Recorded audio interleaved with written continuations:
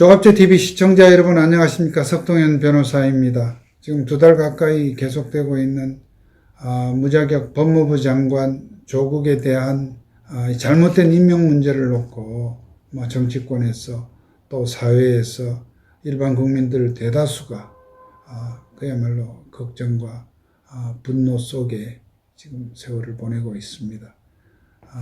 그런 와중에도 또 나머지 분야, 국정의 분야에서 외교, 안보, 경제, 교육 여러 분야에서 정말 국정의 파탄, 난맥상이 하나둘이 아닙니다. 많은 이 조국 사태 때문에 그런 문제점들이 제대로 주목을 받지 못하고 있습니다. 그런 점 때문에도 빨리 이 조국이 물러나거나 조국을 해임하는 그런 날이 빨리 왔으면 좋겠습니다. 오늘은 최근 남북 군사 합의로 인한 문제 때문에 전 현직 국방부 장관을 일반 이적죄로 고발한 내용에 대해서 좀 말씀을 드리겠습니다. 아시다시피 약 1년 전인 작년 9월 19일 문 대통령이 평양을 방문해서 체결한 남북 군사 합의, 그로 인해서 정말 우리가 군사 주권을 다 내주다시피 하면서 대한민국 국민의 생명과 재산을 사실상 북한의 그 선의에 집단을 믿어야 하는데도 불구하고 북한의 선의에 다 맡기는 그런 위험천만한 도박을 지금 하고 있습니다. 북한의 핵 포기와 그런 종전의 의지가 전혀 확인이 되지 아니한 상태에서도 지금 이와 같이 남북 군사 합의를 해서 또 그것을 작년 11월에 문재인 대통령이 국회의 동의도 거치지 않고 셀프 비준을 해서 11월부터 시행을 함으로써 지금 군사 분계선 일대 상공과 지상에서 정말 어처구니 없는 그런 무장 해제, 완전히 국가 안보를 바닥에 내팽개치는 그런 지금 지경에 이르고 있는 것은 국민 여러분들께서도 다 아실 것입니다. 이 점에 대해서 분노하는 대한민국 수호 예비역 장성단 약칭 대수장, 그리고 한반도 인권과 통일을 위한 변호사 모임 보수 우파 성향의 변호사들 단체입니다.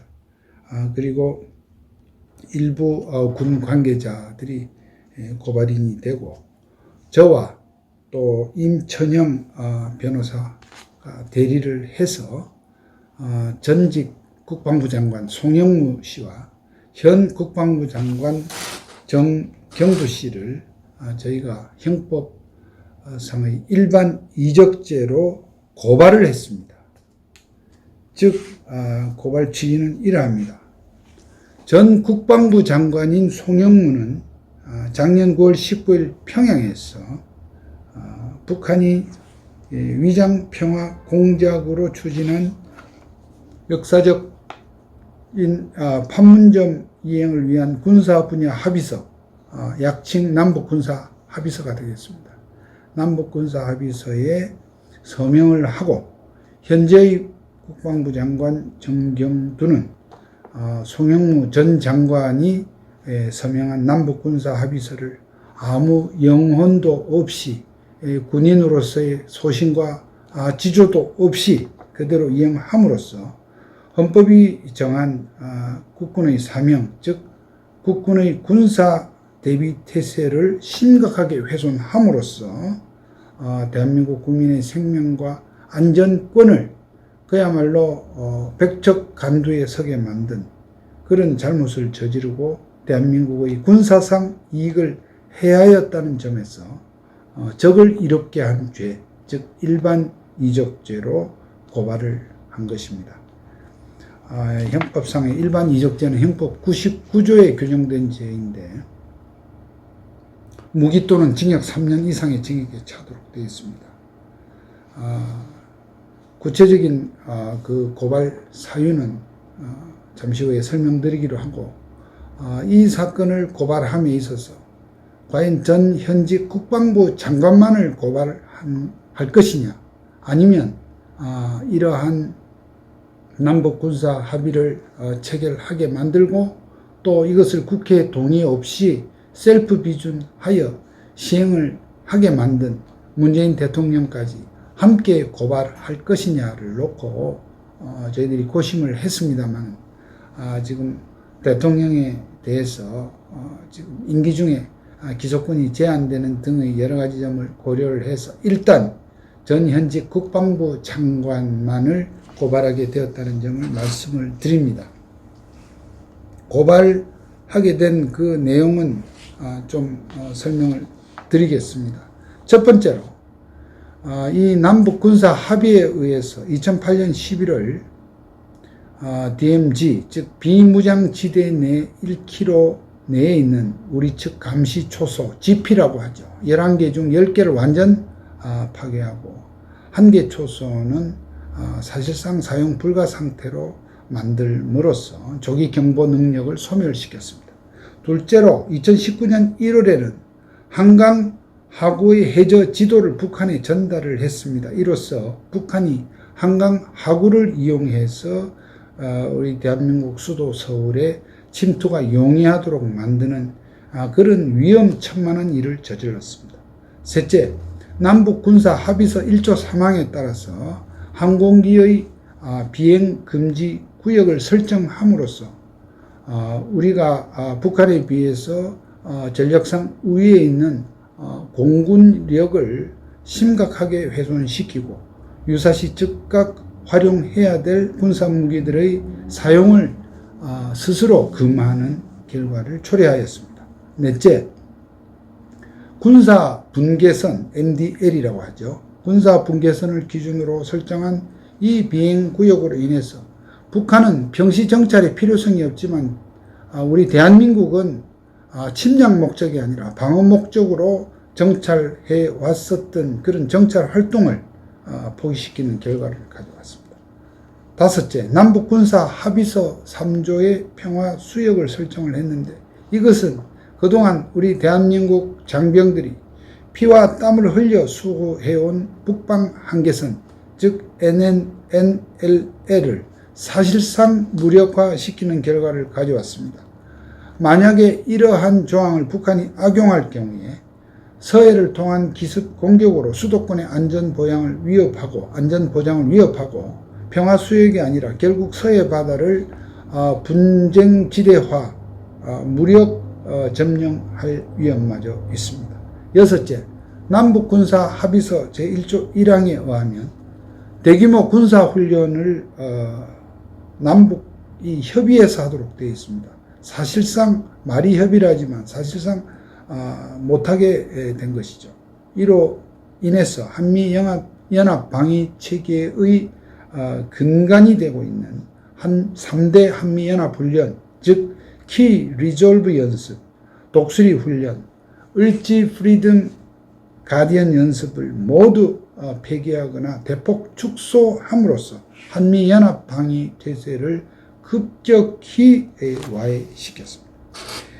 마지막으로 일곱째, 남북 군사 합의서 1조 2항은 군사 분계선 일대에서 상대방을 겨냥한 각종 군사 연습을 중지하기로 규정함으로써 군사 주권의 핵심인 군사훈련권을 극도로 제약시켰습니다. 그렇게 해서 우리 대한민국 국군은 사실상 군사 분계선 일대에서 군사훈련을 못하고 있습니다만 우리가 아는 바와 같이 금년 2월 이후 지금 북한은 약 10차례에 가까운 미사일, 장사포 등 발사체 훈련을 계속해 오고 있습니다. 정말 새벽에 눈을 뜨면 새벽에 미사일을 또 장사포를 쏘았다는 소식에 우리 국민들이 놀란 적이 한두 번이 아닙니다. 그럼에도 불구하고 이와 같은 일방적 군사 위협을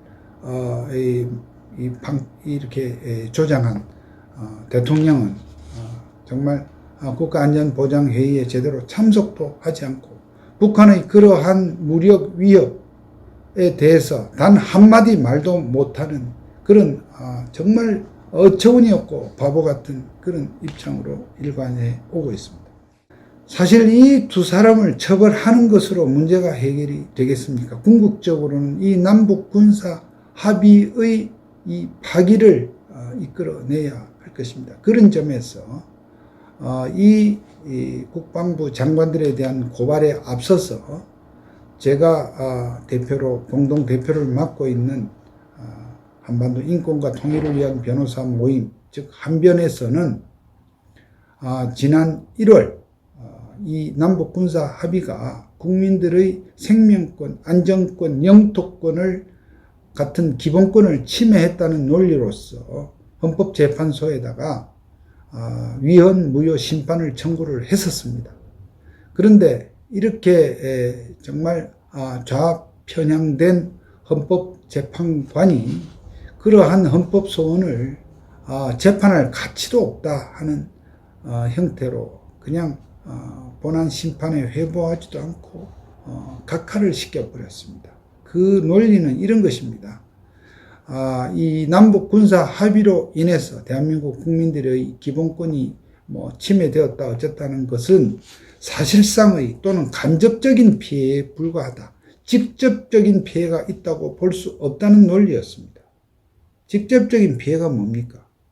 북한이 우리 대한민국 영토, 수도 서울이나 기타 우리 영토를 향해서 직접 미사일이나 장사포를 쏘아서 그야말로 대대적인 파괴 행위가 벌어지고 수만 명, 수십만 명의 인명이 살상되어야 직접적인 그런 기본권 침해, 생명권의 침해가 있다고 할 것이냐 말입니다. 정말로 이렇게 개념 없는 헌법재판관의 이런 무지막지한 참 얼빠진 이 결정을 보면서 정말 개탄을 넘어 잠을 이룰 수가 없었습니다.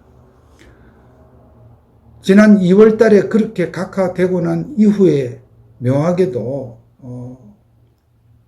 북한이 미사일을 쏘기 시작했습니다. 또 금년 2월 27일에 하노이 회담에서 북한의 김정일이라는 놈이 트럼프 대통령에게 뭐라고 했습니까? 북한은 핵 포기를 포기할 의사가 전혀 없음을 이렇게 밝혔고 그로 인해서 하노이 회담이 결렬된 거 기억하시지 않습니까?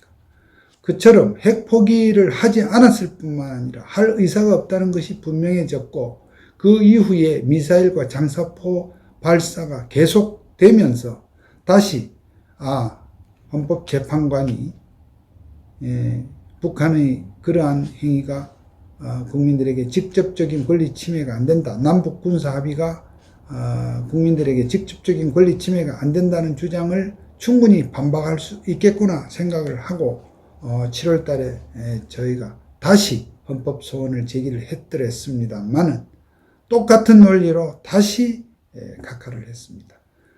저희는 적어도 헌법재판관들 전체 회부에서 정말 이 남북 군사 합의가 안겨준 이러한 엄청난 군사적 위협, 국민들의 생명과 재산에 대한 이 위험성을 헌법재판관이 심도 있게 다루어서 남북 군사 합의를 파기해 주기를 기대했습니다만 본안 심리는 고사하고 아예 이것은 심판 대상이 되지 않는다고 차버린 것이죠. 참 왜 이 정부가, 문재인 정부가 대법원은 물론이고 헌법재판소를 소위 작용화된 좌파 성향의 재판관들로 충원하려고 했는지를 여실히 알려준 그런 자사라고 하겠습니다. 남북 군사합의는 우리 국군의 존재 의미, 국군의 존재 의미를 완전히 무너뜨렸고 국군의 기강을 해이시켰습니다. 국방부 장관뿐만 아니라 현역 장성급 중에도 정말 옷을 벗을 각오로 더 큰 불이익이 있다 할지라도 이 남북 군사 합의가 안고 있는 문제점, 그로 인한 군사 훈련의 중지, 또 우리의 군사 주권의 를 내려놓은 이 불합리, 이 부조리에 대해서 잘못을 지적하고 정부에 맞서는 항거하는 그런 군인이 왜 한 명도 없는지 저희는 정말 이해를 할 수 없고 안타까워 분통이 터져 참 속이 타는 지경입니다. 대한민국 이 장성들에게 정말 호소합니다. 남북 군사 합의뿐만 아니라 지금 이 정부가 북한에 대하여 취하는 아무 근거 없는 그런 유약한 자세, 또 정말 주변 우리의 동맹국들과 전부 외교 고립된 이 고립무원의 상태에 빠질 때까지 왜 우리의 현역 장성들은 왜 한마디 이의도 제기를 하지 못하는가 하는 점에서 정말 우리 군 지휘부 또 군 간부들의 고급 간부들의 특별한 분발을 저희들이 촉구해 마지 않습니다.